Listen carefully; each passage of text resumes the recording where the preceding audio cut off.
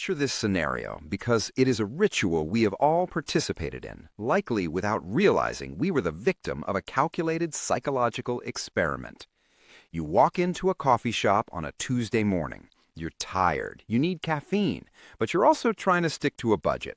You tell yourself, I'm just going to get a regular coffee. I don't need the fancy drink, I don't need the extra shots, and I certainly don't need to spend $7 on what is essentially hot water filtered through beans. You get to the counter and you look at the menu board. The tall coffee is $3.50. That feels reasonable. You can live with that. Then your eyes drift upward. The Venti, the massive cup that looks like it could hydrate a small family, is $5.25. That seems like a lot, but then right in the middle, you see the Grande. The Grande coffee is $4.75. Your brain instantly does a calculation. You think, wait a minute, the Grande is $4.75. The Venti is only 50 cents more. It would be absolutely stupid to buy the Grande. I'm getting way more coffee, way more value if I just spend the extra 50 cents for the Venti. So you buy the Venti. You walk away feeling like a financial genius who just outsmarted corporate America. You feel like you got a deal, like you won something. But you didn't get a deal. You got manipulated. You walked in intending to spend $3.50 and you walked out spending $5.25. You spent 50% more than you planned solely because the coffee shop placed a Grande option on the board that they never expected you to buy. That Grande isn't a product, it is a psychological weapon, a Trojan horse, a manipulation tactic known as the Decoy Effect, and it is quietly draining your bank account every single day of your life. If this resonates with you, make sure to hit that subscribe button and give this video a thumbs up, because what I'm about to share could be worth hundreds of thousands of dollars to your future self. Here's what most people don't understand about building wealth. It's not about one big win. It's not about getting lucky with investments or starting a successful business or inheriting money. For most people, wealth is built through a series of unsexy, unglamorous, consistent decisions made early enough that compound interest can work its magic. The reason 25 to 35 is so critical is because of something called the power of time. A dollar invested at 25 has 40 years to grow before retirement at 65. At a 10% average annual return, that dollar becomes $45. A dollar invested at 35 has 30 years to grow. It becomes $17. You waited 10 years, and that dollar is now worth less than half. A dollar invested at 45 becomes $6. You're getting crushed by time. This is why people who start investing in their 20s can become millionaires on modest incomes, and people who start in their 40s have to save insane amounts to catch up. So let's break down the 10 money moves you absolutely must make before you turn 35. And I'm going to be specific. I'm going to give you numbers, timelines, and the logic behind each one, because understanding why you're doing something is just as important as doing it. These aren't in order of importance because, honestly, they're all critical, but they are roughly in the order you should tackle them. Money move number 1. Build a starter emergency fund of at least $1,000, but ideally $2,500. This should be your first financial goal, period. Not investing, not paying off low-interest debt, not saving for a house. Emergency fund first. Here's why. Life happens. Your car breaks down, your laptop dies, you get a medical bill, your hours get cut at work. If you don't have cash set aside for emergencies, you're going to use a credit card. And the moment you start using credit cards for emergencies, you're trapped in a debt cycle that's incredibly hard to escape. A $1,000 emergency fund won't cover everything, but it will cover most small to medium emergencies. A $2,500 emergency fund covers almost everything short of job loss or major medical issues. This money sits in a high-yield savings account. You don't touch it unless it's a genuine emergency, not a sale, not a vacation, an emergency. Once you use it, you rebuild it immediately before doing anything else. Most people skip this step. They think they'll just be careful and avoid emergencies. And then an emergency happens and they're in debt. Don't skip this. Get $1,000 in the bank within 90 days if possible. Cut expenses, sell stuff, work overtime, do whatever it takes. This is your financial foundation. Everything else is built on top of this. Money move number 2, eliminate all high-interest debt. I'm talking about credit cards, payday loans, buy now, pay later schemes, anything with an interest rate above 10%. This debt is a financial emergency. It's a house fire. You don't casually work on putting out a house fire. You drop everything and deal with it now. Here's the math. If you've got $5,000 in credit card debt at 22% interest and you're making minimum payments, you'll pay over $10,000 total and take over 15 years to pay it off. That same $5,000 invested in the market over 15 years becomes $21,000. You're not just paying $10,000, you're losing $31,000 in total opportunity cost. High interest debt is wealth destruction. Every month you carry it, you're getting poorer. Attack it aggressively. Use the avalanche method, paying off the highest interest debt first while making minimums on everything else. Or use the snowball method, paying off the smallest balance first for psychological wins. I don't care which method you use, just pick one and attack that debt like your financial life depends on it, because it does. For most people, this takes anywhere from 6 months to 3 years, depending on income and debt load. It's hard. It requires sacrifice. It means no vacations, no new clothes, no eating out, just grinding until it's gone. But once it's gone, you're free. That monthly payment that was going to debt can now go to building wealth. And the psychological relief of having no debt is worth more than the math suggests. Money move number 3, get the full employer match on your 401k. This is the closest thing to free money you'll ever get in your life. If your employer offers to match your 401k contributions, even if it's just 3% or 4%, you contribute enough to get the full match. This is non-negotiable. Here's why. If your employer matches 4% and you're making $50,000 a year, that's $2,000 per year they're giving you just for participating. That's a 100% immediate return on your contribution. You will never find another investment that guarantees 100% returns instantly. This phenomenon was famously studied by a behavioral economist named Dan Ariely, a professor at Duke University, who has spent his career documenting the ways humans make irrational decisions. He noticed something weird, something that made no logical sense on the subscription page for The Economist magazine back in the early 2000s. They offered 3 subscription options: a web-only subscription for $59 a year, a print-only subscription for $125 a year, and a Web Plus print subscription for $125 a year. Read that again slowly. The print-only and the Web Plus print were the exact same price, identical. It made absolutely no sense. Why would any rational human being buy the print-only version when you could get the web version included for literally free in the third option? It looked like a mistake, like someone in the pricing department had a stroke. But it wasn't a mistake. It was genius. Ariely ran a study. He showed this pricing structure to a group of MIT students, people who were supposed to be analytically minded, people who should be able to see through this. He asked them to pick an option. Almost nobody picked the middle option, the print-only subscription. Most picked the combo deal, the Web Plus print for $125, because it felt like they were getting the web version for free. It felt like a steal. It felt like The Economist had made an error and they were capitalizing on it. But then Ariely ran the experiment again with a twist. He removed the middle option, the decoy.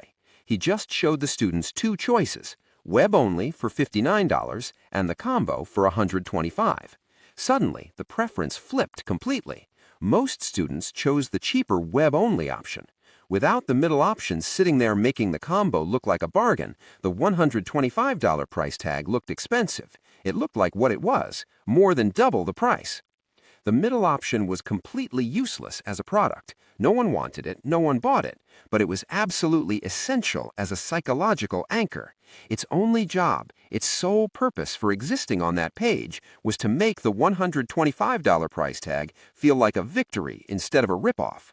Without the decoy, the expensive option looked expensive. With the decoy, the expensive option looked like you were getting away with something. This is where it gets really interesting and honestly terrifying for your wallet, your savings account, your financial future. This hack doesn't just apply to coffee and magazines. It applies to the biggest purchases of your life, including real estate. A good real estate agent, someone who understands human psychology, knows how to weaponize the decoy effect like a sniper.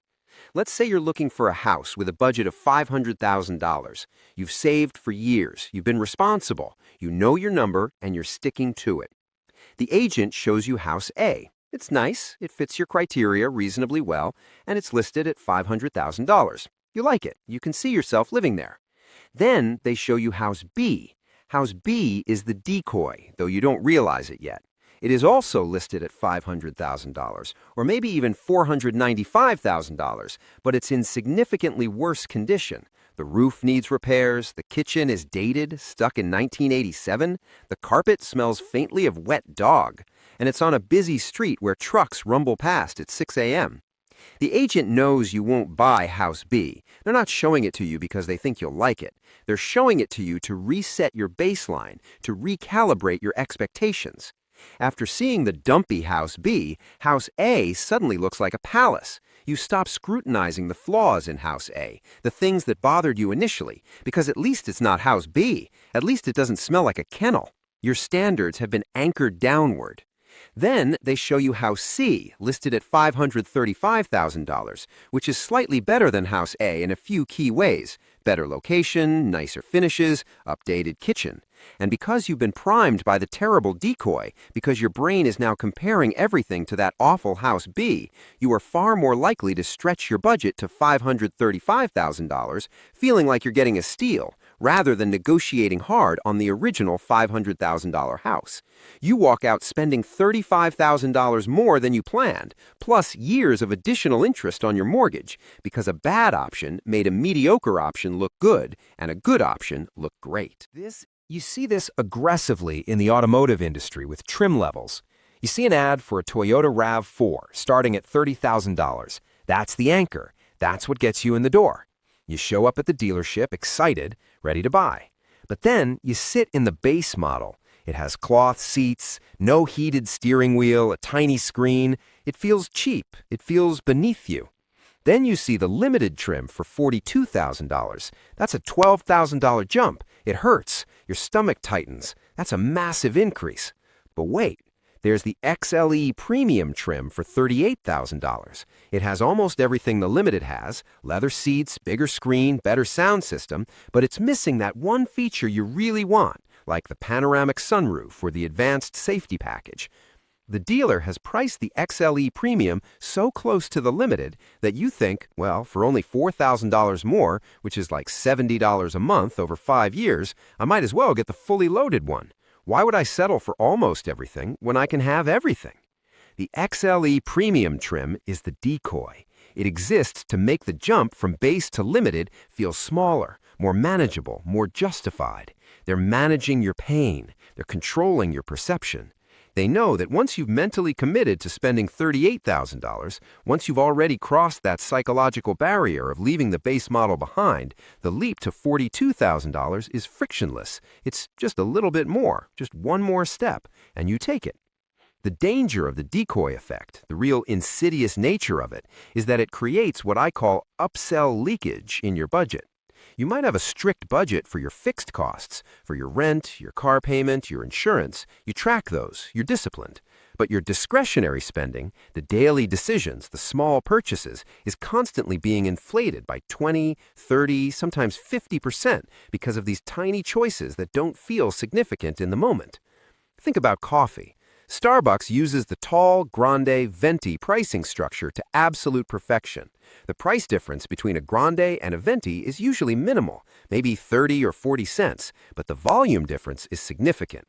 You're getting several more ounces of liquid. The math tells you it's a better deal. You almost always upsell yourself to the venti because the numbers say you're being smart, you're being efficient. But are you? If you didn't need 20 ounces of coffee, if you would have been perfectly satisfied with 12 ounces, you didn't save money. You spent 40 extra cents. And if you do that every single day, that's $146 a year. Multiply that by every subscription where you picked the middle tier instead of basic, every popcorn where you got large instead of small, every fast food combo meal where you supersized it because it was only $1 more, every streaming service where you got the premium plan because it was only $3 more than standard.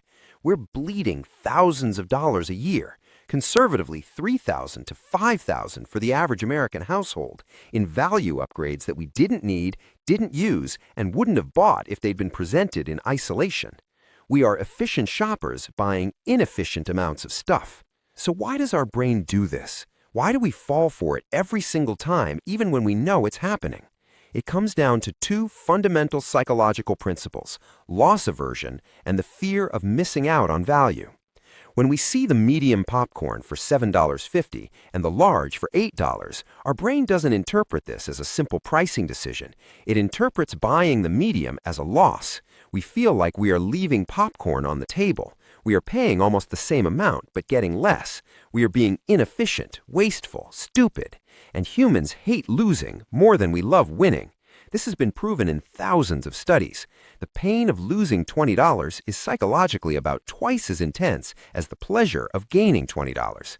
The marketer creates a scenario where the only way to avoid the feeling of being ripped off, the only way to feel smart, is to spend more money. It is a masterful manipulation of our evolutionary insecurities. We want to be the smart ape. We want to be the one who maximizes resources, who gets the best deal, who doesn't get taken advantage of. The corporation hacks that evolutionary drive, that deep-seated need to not be the sucker, to maximize their quarterly profits.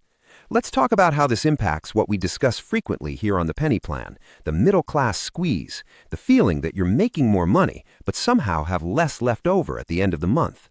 The decoy effect is a major driver of lifestyle creep, that phenomenon where your spending rises to meet your income, no matter how much you make. But are you? When you get a raise, you go shopping. You start looking for a new car or a new apartment or a new phone. You enter the market with a budget, a number you've calculated based on your new income. But the market is filled with decoys, with carefully engineered pricing structures designed to push you higher. You look at luxury apartments. The one-bedroom is $2,000 a month. The two-bedroom is $2,800. But the two-bedroom with a view, with a balcony overlooking the city, is $2,900.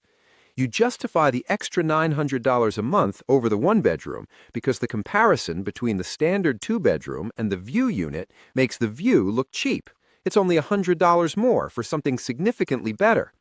You stop asking the right question, which is, can I afford $2,900 a month, and start asking the wrong question, which is, which of these is the best deal? Those are two fundamentally different questions. The first question protects your wealth. The second destroys it. There's also a particularly nasty version of this in the world of SaaS, software as a service, and digital subscriptions. This is where the decoy effect has evolved into an art form. Go to any software pricing page, you will see three columns: Basic, Pro, and Enterprise, or Silver, Gold, and Platinum, or Starter, Professional, and Business. The names don't matter. The structure is always the same. Almost always, the Silver plan, the basic tier, is garbage. It's deliberately, intentionally bad. It's missing key features that make the software actually useful. It limits you to 5 projects when you need 10. It doesn't include customer support. It has the company's branding all over your work. It is the decoy. It exists to make you hate it. The Gold plan is highlighted. It says most popular or best value in a little badge, and the price is perfectly calibrated to be painful but acceptable compared to the limited Silver plan. They are herding you. They are sheepdogs, and you are the sheep. They don't want you in Silver, and they know you won't pay for Platinum or Enterprise, which is usually priced absurdly high and requires you to contact sales. They built the entire maze, the entire decision architecture, to force you into Gold. When you click Gold, you feel like you made a choice, like you evaluated the options and made a rational decision. You didn't. You walked down the only hallway they left open. So how do we fight back? How do we stop falling for the decoy effect? How do we protect our money in a world designed to extract it? The first step is to recognize what I call the ugly brother. This is a term from behavioral psychology.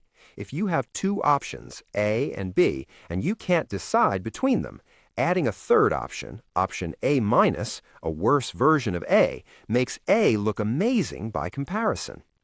When you're shopping, actively look for the ugly brother. Look for the medium popcorn that makes no mathematical sense. Look for the print-only subscription that costs the same as print plus web. Look for the house that is priced the same as a nicer house but is clearly inferior. Look for the trim level that is priced awkwardly close to a better trim level. Once you spot the decoy, you break the spell. The manipulation loses its power. You can say to yourself, I see what you're doing here. You put that there to make me buy the expensive one. That's the ugly brother. That's the decoy. Naming the manipulation neutralizes it. It's like seeing the strings on a puppet. Once you see them, you can't unsee them. The second strategy, and this is critical, is to define your absolute needs before you ever look at the menu, before you ever see the price list, before you enter the decision environment. If you're going to the movies, decide in the car on the way there, I want the small popcorn. Write it down if you have to. When you get there, put on your blinders. Do not look at the medium. Do not look at the large. Do not do the math. The math is a trap. The math is the weapon they're using against you. If you decided that 128 gigabytes was enough storage for your phone before you looked at prices, buy the 128 gigabyte model. Do not look at the 256 gigabyte price. Do not let them show you the comparison. The moment you start comparing, you start losing. You have to become an absolute thinker in a world of relative pricing. Ask yourself this simple question and answer it honestly. Does this product, in isolation, without comparing it to anything else, solve my problem for a price I'm willing to pay? If the answer is yes, buy it. If the answer is no, walk away. Do not let the existence of a third worse option or a third better option change your mind about the first decision. Finally, and this is perhaps the most powerful tool, use the unit cost fallacy against them. We're obsessed as a culture with getting the best price per ounce, the best price per gigabyte, the best price per square foot. We've been trained to think this way. But here's the truth. You cannot bank price per ounce. You cannot deposit value per gigabyte into your savings account. You can only bank actual dollars. If the large popcorn is a better value per ounce, but you eat half of it and throw the rest away because you're full, you lost money. You didn't save money. You wasted it. If you buy the 512 gigabyte iPhone because the price per gigabyte is better, but you only ever use 80 gigabytes, you wasted $300. You paid for empty space. You paid for capacity you will never utilize. Efficiency doesn't matter if the consumption is wasteful. It's better to slightly overpay for exactly what you need than to get a great deal on a bunch of excess that you don't need and won't use. A small popcorn that you finish is a better value than a large popcorn that ends up in the trash. A base model car that gets you to work is a better value than a fully loaded car with features you never touch. The decoy effect is everywhere. It's in your grocery store with the 3 sizes of cereal. It's in your car dealership with the trim levels. It's in your streaming services with basic, standard, and premium. It's in your insurance policies, your gym memberships, your phone plans. It's a tax on your attention span. It's a tax on your inability to calculate value in a vacuum without reference points. It's a tax on your fear of being the sucker who paid the same amount but got less. The corporations, the marketers, the behavioral economists they hire are betting that you will always choose the path of least psychological resistance, which is almost always the upsell, the upgrade, the premium option. They're betting you'll do the comparison math and feel smart while spending more. They're betting you won't stop and ask yourself what you actually need. Prove them wrong. Be the person who orders the small popcorn and feels good about it. Be the person who buys the base model car because it gets you to work just as reliably as the luxury trim. Be the person who picks the basic subscription and doesn't feel like they're missing out. Be the person who keeps their money in their pocket instead of trading it for a perceived value that disappears the moment you walk out the door. Every dollar you don't spend on an unnecessary upgrade is a dollar that stays in your account, earning interest, building wealth, giving you options and freedom in the future. That's real value. That's not perceived value or psychological value. That's actual value. If this video made you realize you've been upselling yourself your whole life, if you suddenly see the decoys everywhere you look, share it with a friend who always orders the Venti, who always gets the large, who always upgrades to premium. We need to stop letting menus control our bank accounts. We need to stop letting marketing teams make our financial decisions for us. Thanks for watching The Penny Plan, and I'll see you in the next one. Prove